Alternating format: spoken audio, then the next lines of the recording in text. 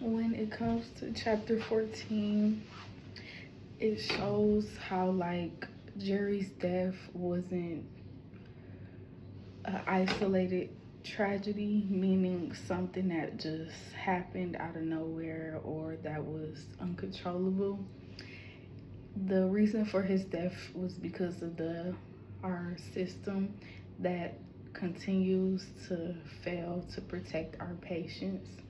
And even though Jerry he managed to like avoid the Florida shuffle, he was still caught in the middle of that whole thing.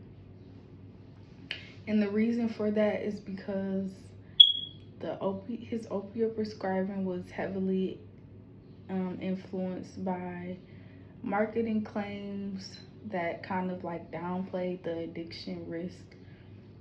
And what I mean by downplaying is they basically like made it seem as if the risk wasn't as bad as it is, which is also very unfortunate because the whole purpose of getting help or, asking for that help is to receive it, not to be downplayed. But this chapter, it shows a lot how like you can't easily trust the medical system or the healthcare system. It's something that you have to like think about and be able to advocate um, for yourself. And if you can't advocate for yourself, it's very important to have others that can help and can advocate for you. For example, like there were many things found in Jerry's system, but the fentanyl was found as the primary cause of death. And like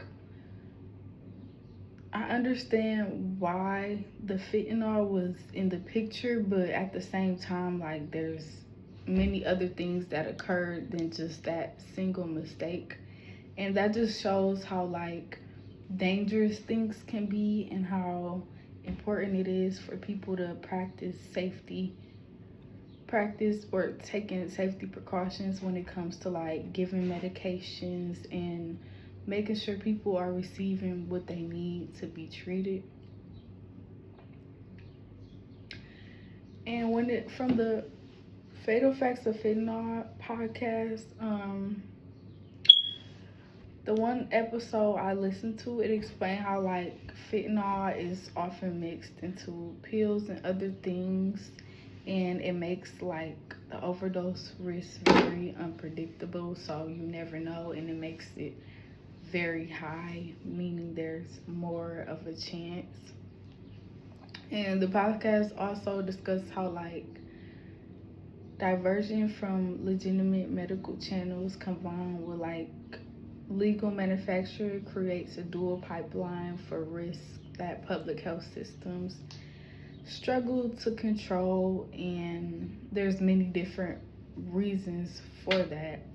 But when it comes to this chapter, like even people who believe that they're, using the right medications or familiar medications that they're used to, they could still be exposed to fentanyl without like knowing.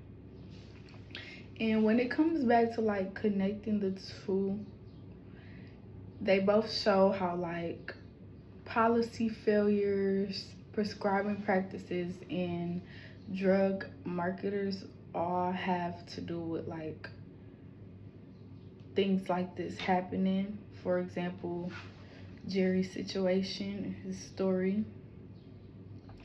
Chapter 11 shows how like it shows where everything started when it comes to like the opioid marketing and prescribing issues.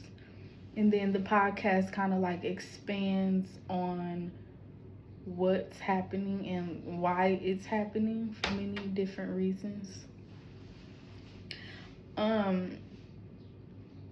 It also tells us more than we know about like fentanyl and how it's mixed together with those different medications, which is very important for everyone to know, in my opinion.